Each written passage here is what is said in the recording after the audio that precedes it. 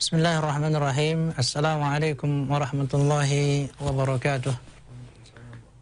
Alhamdulillahi rabbil alamin, wassalatu wassalamu ala sayyidil mursalin nabiyina Muhammad wa ala alihi wa ashabihi ajma'in. Ashhadu an la ilaha illallah wahdahu la syarika lah iqraran bihi wa tauhida, wa ashhadu anna Muhammadan abduhu wa rasuluh salawatu rabbina alaihi wa ala alihi wa ashabihi wa man iktafa bihadihi ila yaumil qiyamah. Qala Allah Ta'ala fi kitabihil karim, a'udzu billahi minasy syaithanir rajim, ya ayyuhalladzina amanu ittaqullaha haqqa tuqatih wa la tamutunna illa wa antum muslimun. Amma ba'du, kaum muslimin dan muslimat, sahabat pendengar Hang dimanapun Anda berada, rahimani wa rahimakumullahu jami'an. Senantiasa kita memuji Allah Tabaraka wa Ta'ala dalam rangka mensyukuri nikmat-nikmat yang Allah Tabaraka wa Ta'ala berikan kepada kita, nikmat yang begitu besar dan begitu banyak yang tidak bisa kita menghitungnya. Allah Tabaraka wa Ta'ala jelaskan, wa in ta'uddu ni'matallahi la tuhsuha. Jika kalian menghitung-hitung nikmat Allah, maka kalian pasti tidak akan bisa untuk menghitung-hitung nikmat Allah Tabaraka wa Ta'ala. Maka dengan bertemunya kita kembali di program Berkah Pagi dalam pembahasan syarah hadis Arba'in An-Nawawi, semoga ini merupakan bentuk syukur kita kepada Allah Azza wa Jalla, mensyukuri nikmat waktu yang Allah Tabaraka wa Ta'ala berikan kepada kita dalam rangka untuk bertafaqquh fid din. Dan ini merupakan salah satu tanda kebaikan yang Allah berikan kepada seorang hamba, di mana Nabi SAW bersabda, man yuridillahu bi khairan yufaqihu fid din. Barang siapa yang Allah berikan untuknya, barang siapa yang Allah inginkan di dalam dirinya kebaikan, maka Allah Jalla Jalaluhu fahamkan dia terhadap agamanya. Maka Allah Tabaraka wa Ta'ala fahamkan dia terhadap agamanya. Ya. Bagaimana seseorang bisa faham agamanya? Itu dengan mempelajari, dengan terus istiqamah untuk belajar ilmu syar'i, mempelajari ayat-ayat Al-Quran, dan mempelajari hadis-hadis Nabi Sallallahu Alaihi Wasallam, di mana keduanya merupakan dua pusaka, dua warisan, ya, dua wasiat, dua pegangan yang kuat, ya, yang Rasulullah SAW tinggalkan kepada kita umatnya. Ya, taraktu fikum amrain, aku tinggalkan untuk kalian ada dua perkara. Jika kalian berpegang teguh dengan keduanya, kalian tidak akan sesat untuk selama-lamanya. Kitab Allah wa sunnati, kata Nabi SAW. Itu kitabullah Al-Quran, dan sunnahku itu hadis-hadis Nabi Sallallahu Alaihi Wasallam.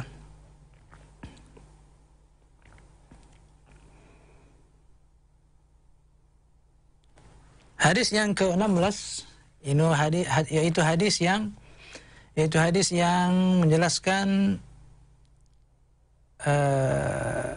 jangan engkau marah. Jangan engkau marah.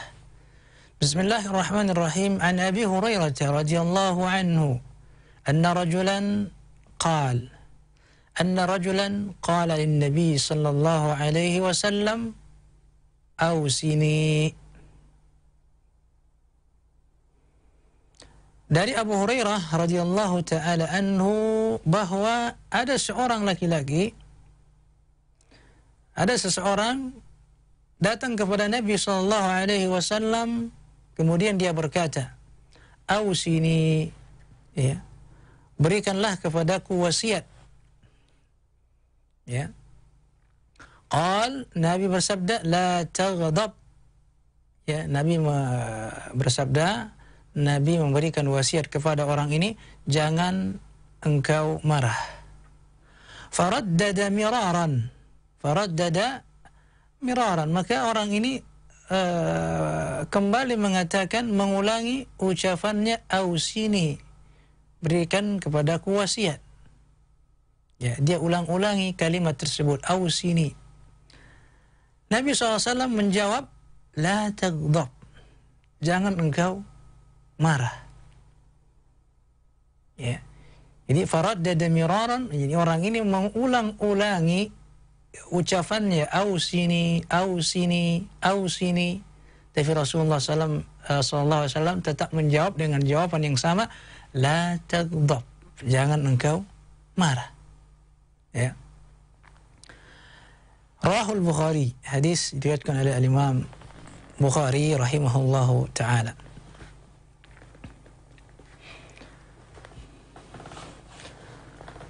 Kaum muslimin dan muslimat rahimani wa rahimakumullahu jami'an. Di dalam hadis ini tidak disebutkan siapa yang datang kepada Nabi sallallahu alaihi wasallam. Ya, anna rajulan, bahwa ada seseorang datang kepada Nabi sallallahu alaihi wasallam.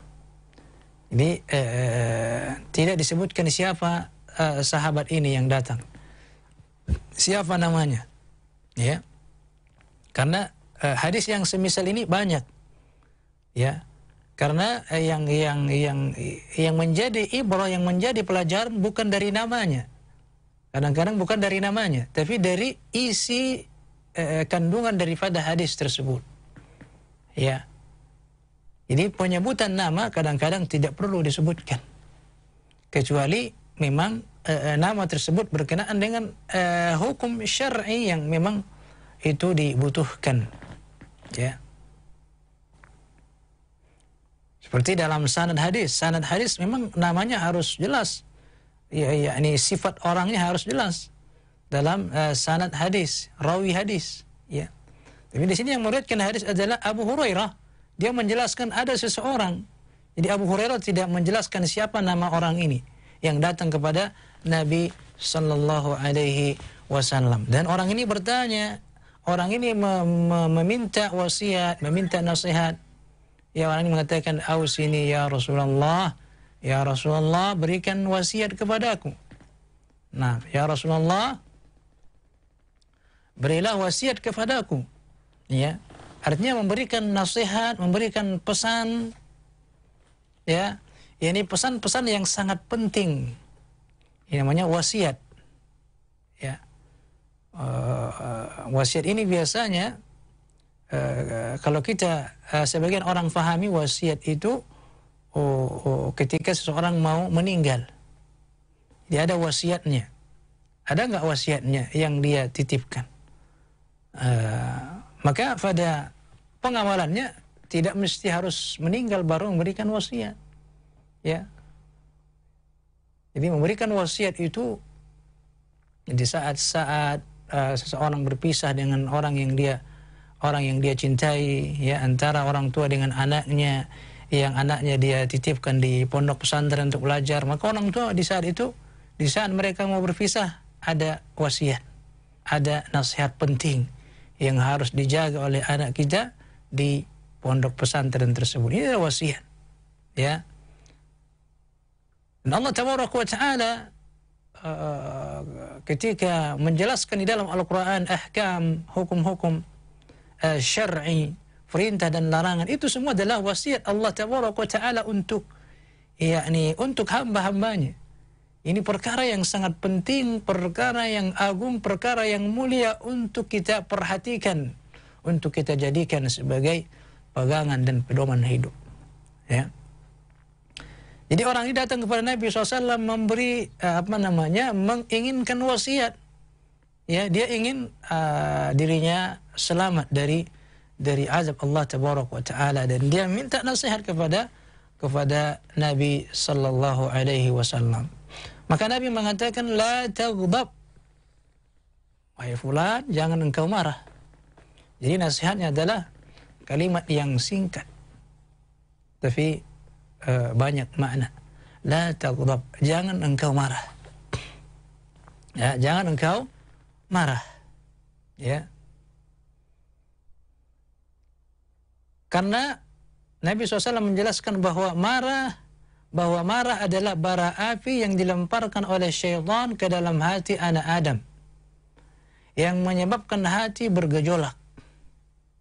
Ya. Yang menyebabkan hati bergejolak. Maka dari itu wajah orang yang sedang marah akan memerah, urat lehernya mengembang, ya, dan mungkin rambut atau pori-porinya pun akan berdiri.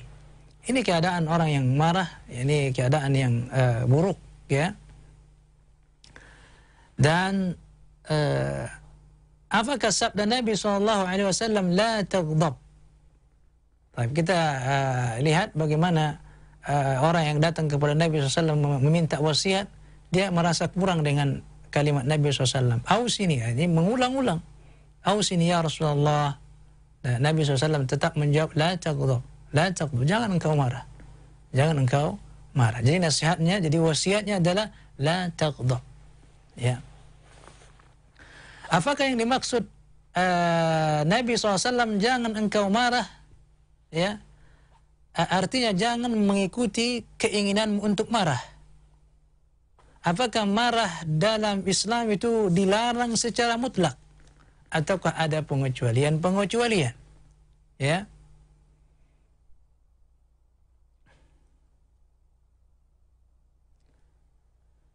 Karena marah ini merupakan satu sifat tabiat manusia. Ya, ada fitrah manusia, memang ada saat-saat dia memang marah.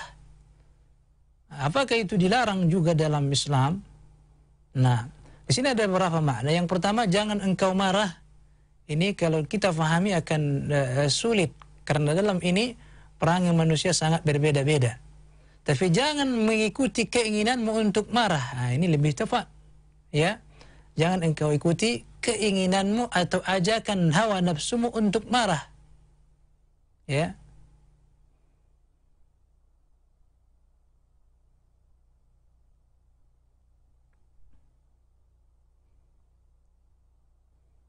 Baik. Seseorang manusia ketika kita jelaskan bagaimana sifat dan tabiatnya, ada saat-saat memang seseorang itu boleh marah.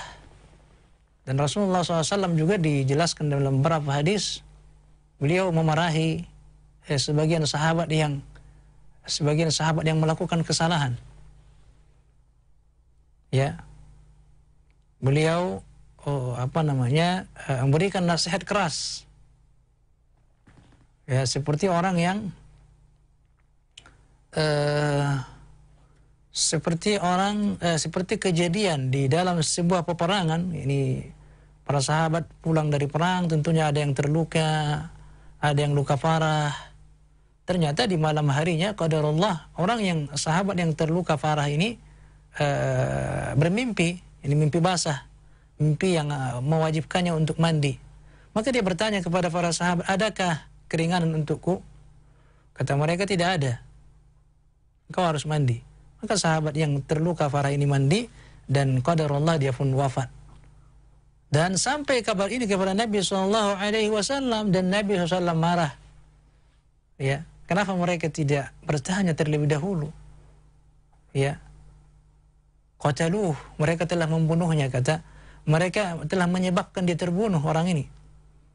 Ya, qatalahumullah, semoga Allah yakni marah kepada mereka. Nah,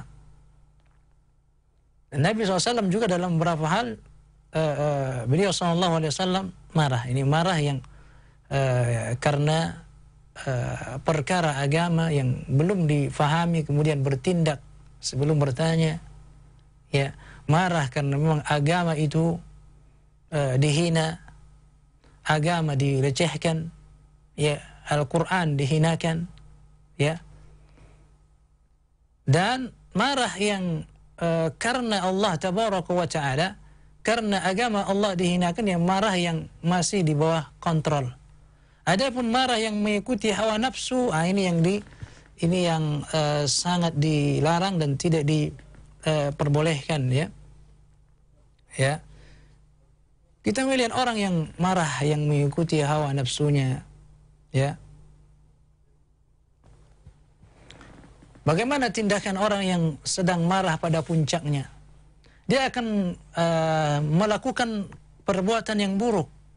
Ya, ucapan dari lisannya tidak terkontrol, akan keluar caci makian, akan keluar ucapan-ucapan yang tidak sepantasnya untuk keluar dari lisan seorang mukmin, ya, atau tindakan-tindakan yang melampaui batas, memukul atau bahkan sampai pada tahap membunuh dari orang yang mengikuti marahnya, ya.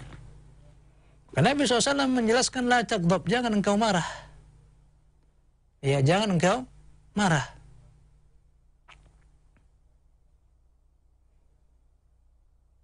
Dan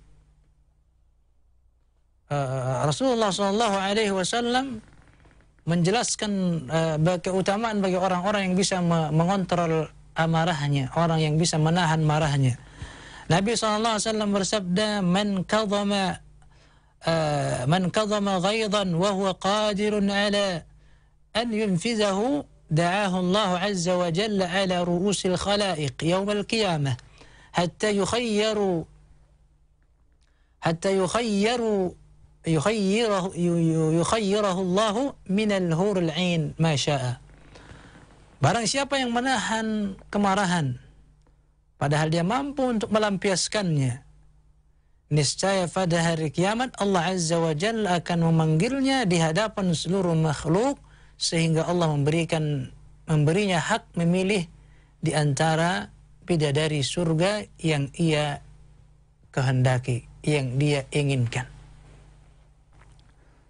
Nah, ini orang yang bisa menahan marahnya padahal dia sanggup untuk marah. Dia memiliki kedudukan, ini seorang pemimpin terhadap bawahannya, ya, seorang manajer PT kepada bawahannya, ya, dia mampu untuk memarahi tapi dia tahan marahnya. Orang tua kepada anaknya, ya, orang tua mampu untuk marah, melampiaskan marahnya kepada anak-anaknya ketika melakukan kesalahan, tapi dia dia tahan marahnya. Atau orang yang sanggup untuk melawan kezaliman, ya, dia dizalimi oleh orang lain, dia sebenarnya sanggup untuk membalas tapi dia tahan marahnya. Ini sifat ahlul jannah, sifat penduduk surga ini, ya. Allah sebutkan dalam ayat Al-Quran, wal kaziminal ghaiz wal 'afina 'anil nas wallahu yuhibbul muhsinin. Yani di antara sifat penduduk surga itu al-kaziminal ghaiz, orang yang bisa menahan marahnya, ya, bisa mengontrol amarahnya, ya. Dia mengetahui kapan dia harus bisa melampiaskan marahnya pada keadaan yang tepat dan kapan dia harus tahan marahnya.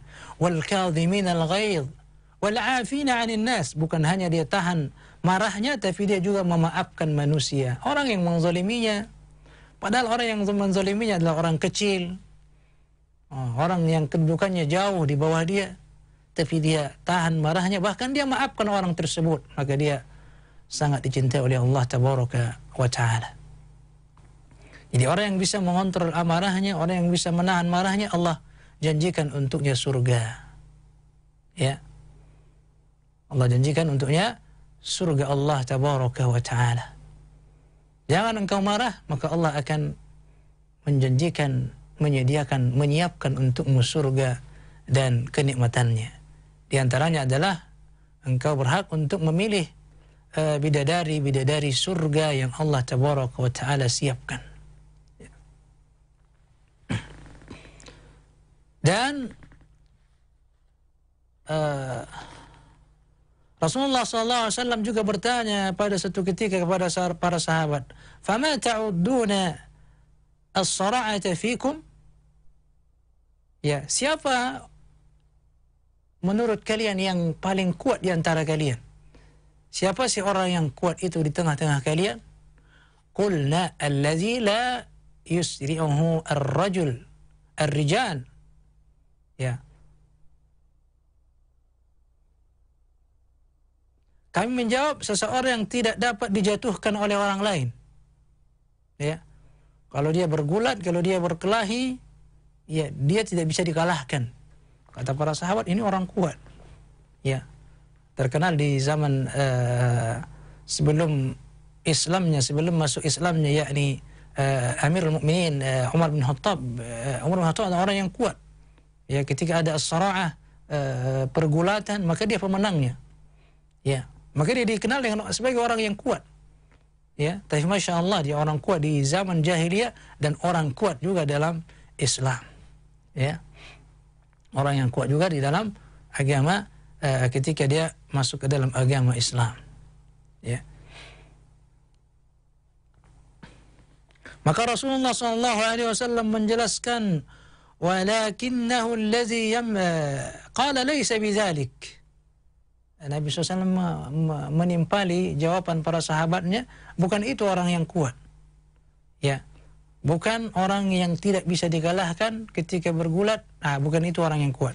Kata Nabi SAW, walakinnahu allazi yamliku nafsahu 'indal ghadab. Akan tapi orang yang kuat itu adalah orang yang menguasai dirinya ketika marah. Insyaallah. Orang yang menguasai dirinya ketika marah. Menguasai hawa nafsunya, mengontrol hawa nafsunya. Bukan hawa nafsunya yang mengontrol dirinya, tapi dia yang mengontrol hawa nafsunya. Iya. Nah.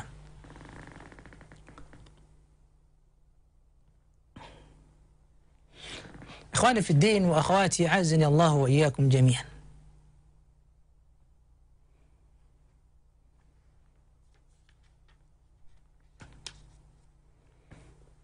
Jadi Islam melarang seseorang untuk mengikuti marahnya dan melampiaskannya pada hal-hal yang kondisi-kondisi yang tidak tepat untuk dia marah.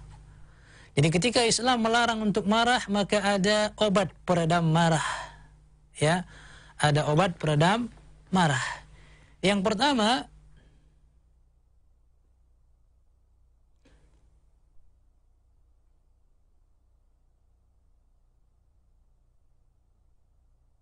baik itu obat dalam bentuk ucapan ataupun perbuatan, ya, ataupun perbuatan.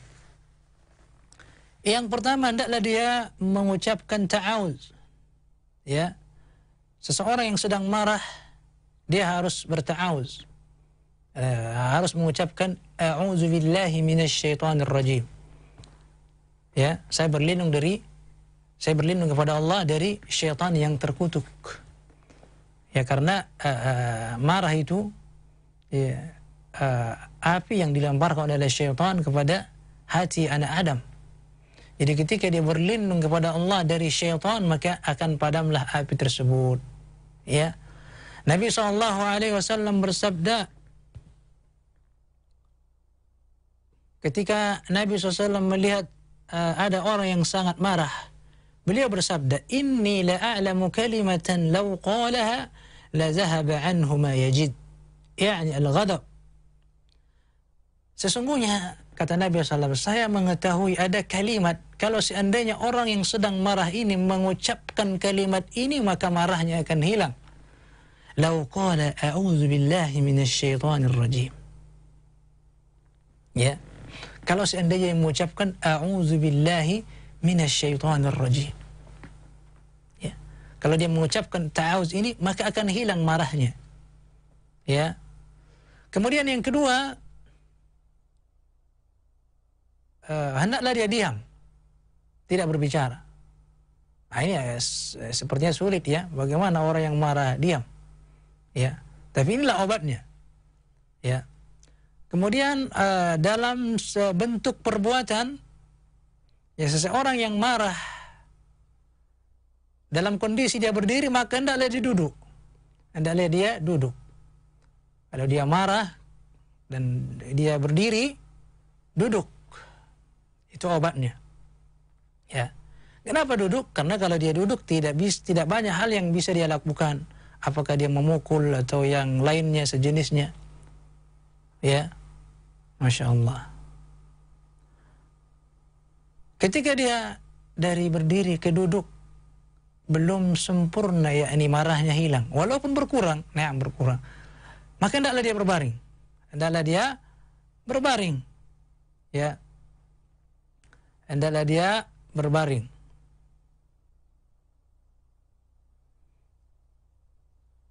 Karena perubahan keadaan secara zahir membawa perubahan secara batin. ini kejiwaan. Ya. Karena perubahan pada posisi seseorang itu bisa berubah pada hatinya. Dari berdiri, nah, orang yang berdiri biasanya Insya Allah banyak hal yang dia lakukan. Dia bisa berlari, dia bisa memukul, dia bisa menendang, dan lain sebagainya ketika dia marah. Tapi ketika dia duduk, maka akan berkurang. Nah, ketika marahnya juga belum sempurna hilang, maka hendaklah dia berbaring. Ya, bagaimana orang yang marah baring? Maka Insya Allah luar biasa bagaimana syariat ini menuntun, mengarahkan kita, ya. Maka akan sembuh insya Allah. Ya. Dari berdiri, kemudian duduk, kemudian setelah itu dia berbaring. Ya, kalau sudah berbaring, bagaimana orang yang berbaring marah? Ya.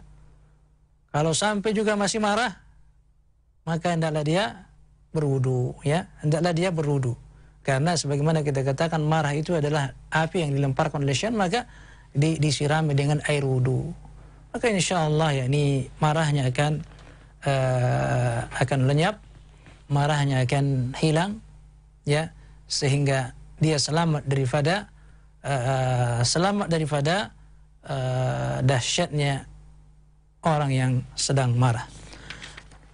Kaum muslimin dan muslimat, sahabat pendengar Hang dimanapun anda berada, rahimani wa rahimakumullahu jami'an. Tentunya banyak pelajaran-pelajaran dari hadis yang sangat mulia ini. Kita akan menyebutkan beberapa pelajaran dari hadis ini. Pelajaran yang pertama,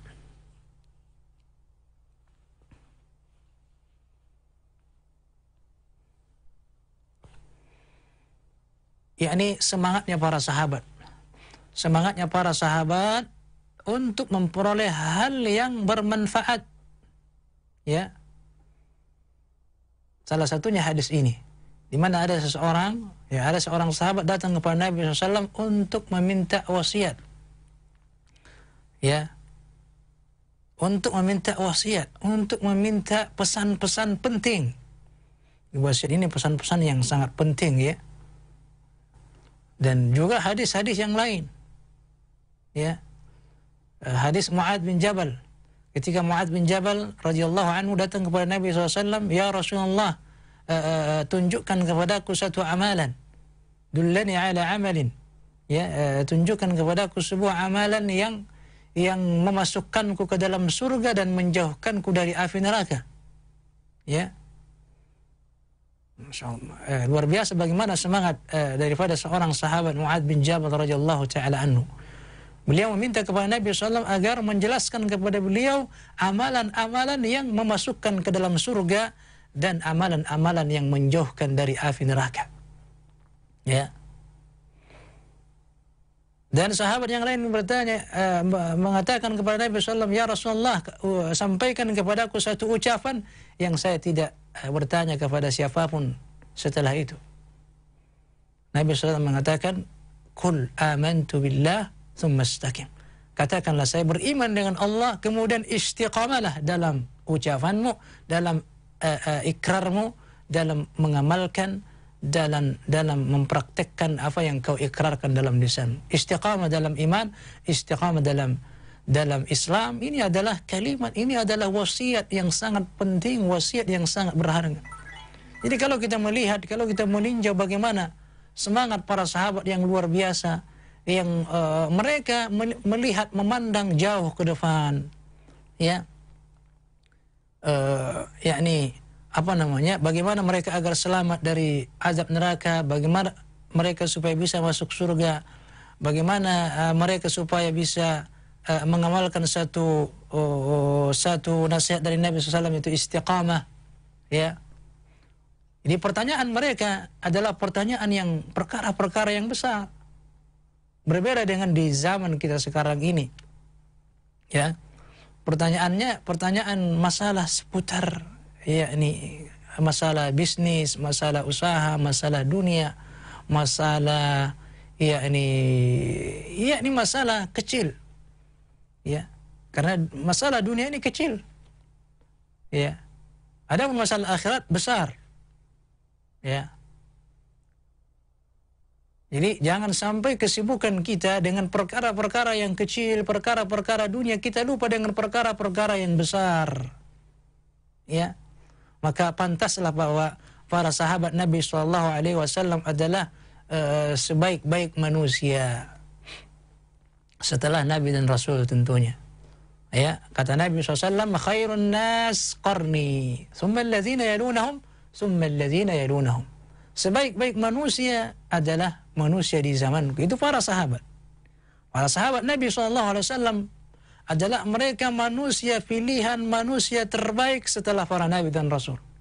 Di sana Abu Bakar As-Siddiq radhiyallahu taala anhu, ada Umar bin Khattab radhiyallahu taala anhu, ada Utsman bin Affan radhiyallahu taala anhu, ada Ali bin Abi Thalib radhiyallahu taala anhu, ada 10 sahabat yang dijamin masuk surga oleh Rasulullah sallallahu alaihi wasallam. Ada ahlu Badar, ada ahli Uhud, orang yang mengikuti perang Badar, orang yang mengikuti perang Uhud, orang yang sahabat yang tidak pernah luput dari peperangan, yang dipimpin langsung oleh Rasulullah sallallahu alaihi wasallam. Masya Allah, luar biasa bagaimana para sahabat dalam mengamalkan agama Islam ini. Maka sangatlah pantas ketika kita ingin meraih ini mahabbatullah, kecintaan Allah, ya, maka kita mencontoh para sahabat. Kita luangkan waktu kita untuk membaca bagaimana perjalanan para sahabat, bagaimana perjalanan hidup mereka, bagaimana pengorbanan mereka untuk Islam. Sungguh luar biasa dan sungguh sangat menakjubkan sekali. Ya, baik, ini yang pertama. Jadi semangat para sahabat dalam perkara agama luar biasa yang wajib untuk kita contoh. Ya. Kemudian yang kedua,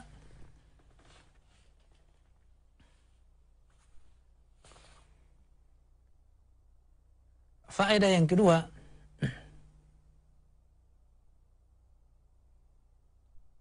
orang yang mengajak berbicara hendaklah berbicara kepada lawan bicaranya dengan sesuatu yang sesuai dengannya.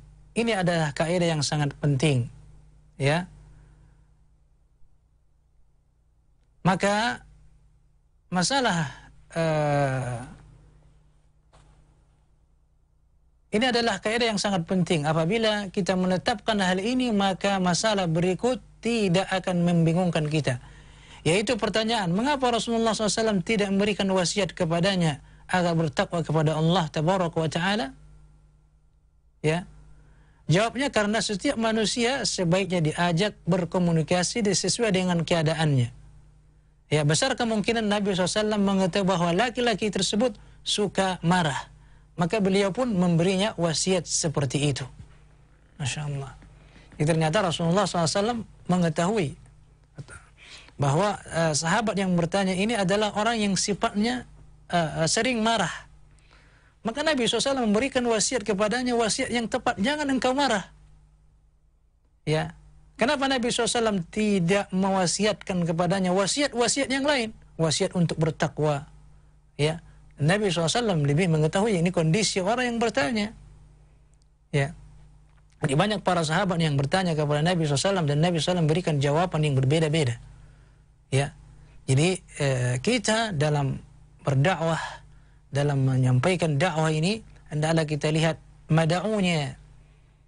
Jadi kalau ada orang yang bertanya kepada kita yang konsultasi, ya, kalau kita mengetahui kondisinya, bagaimana kondisi keluarganya, maka berilah wasiat yang tepat sesuai dengan kondisinya, sesuai dengan keadaannya. Ya. Kalau ada orang yang bertanya kepada kita, meminta wasiat, dan dia adalah orang yang mungkin buruk perangainya terhadap istrinya, maka sampaikan kepadanya akhlak yang mulia. Di antara sifat orang yang beriman adalah baik kepada keluarganya. Ya, khairukum li ahlihi wa ana khairukum li ahli, kata Nabi SAW.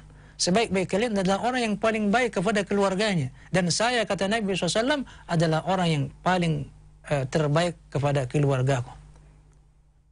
Ya, berikan dia nasihat. Kalau ada orang yang bertanya, kepada kita dan kita mengetahui bahwa dia kurang baik akhlaknya, muamalahnya dengan kedua orang tuanya, sampaikan kepadanya wasiat berbakti kepada kedua orang tua dan seterusnya. Ini melihat kondisi orang yang bertanya. Kemudian faedah yang ketiga, larangan daripada marah. Jadi larangan marah, ya. Berdasarkan sabda beliau SAW, la taghdab, jangan engkau marah, ya. Karena marah mengikuti hawa nafsu, amarah akan menimbulkan, ya, akan munculnya keburukan yang banyak jika seseorang mengikuti keinginannya untuk marah, ya.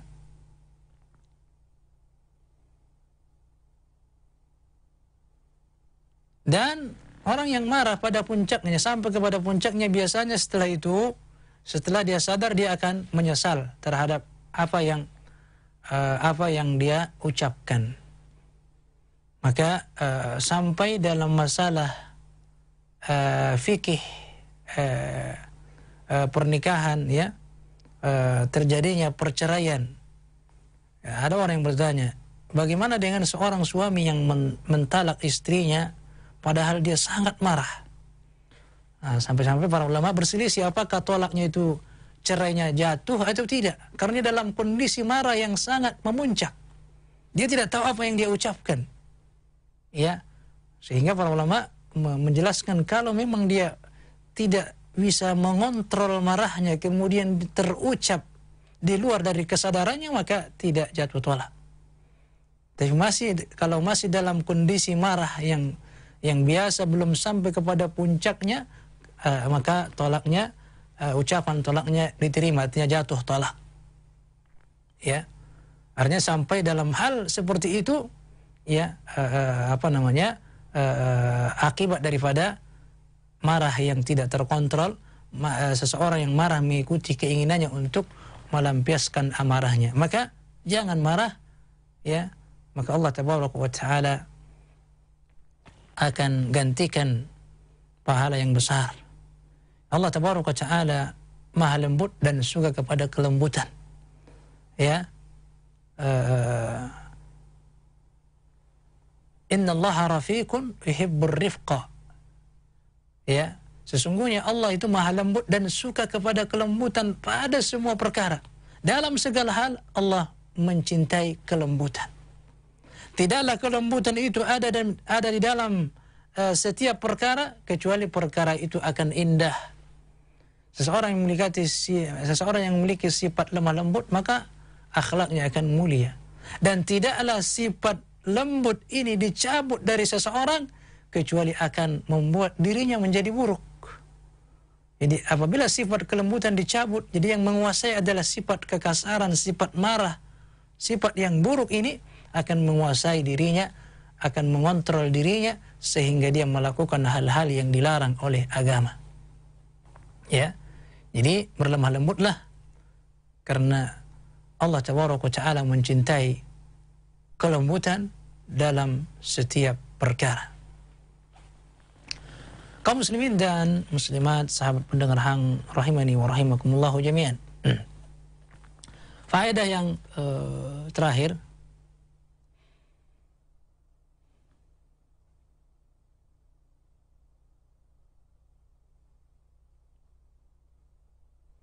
Islam melarang daripada akhlak yang buruk, daripada akhlak al-mazmumah, akhlak ar-razilah. Ar-razilah yakni akhlak yang buruk, akhlak yang tercela, ya.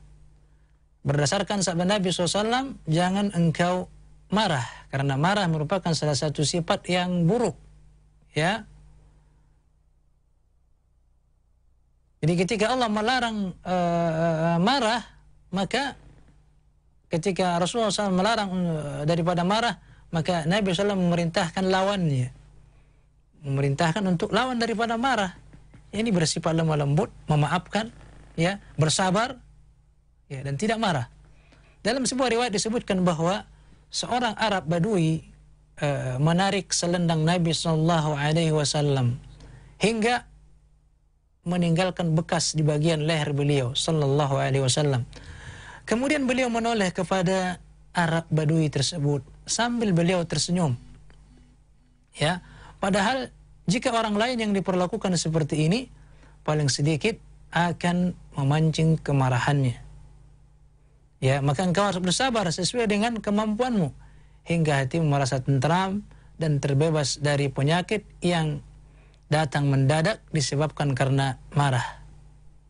Ya, Nabi SAW adalah uswah, teladan bagi kita bagaimana SAW yakni melarang daripada marah. Maka Nabi SAW adalah orang yang paling pertama menjauhi sifat marah tersebut. Ya, Nabi SAW tidak marah. Ketika Nabi SAW dicekik dari belakang sampai berbekas di leher beliau SAW, tapi beliau tersenyum. Ya, menanyakan apa hal orang ini. Ya, ternyata orang ini meminta kepada Nabi SAW untuk berbuat adil dalam pembagian ghanimah. Ya, taib.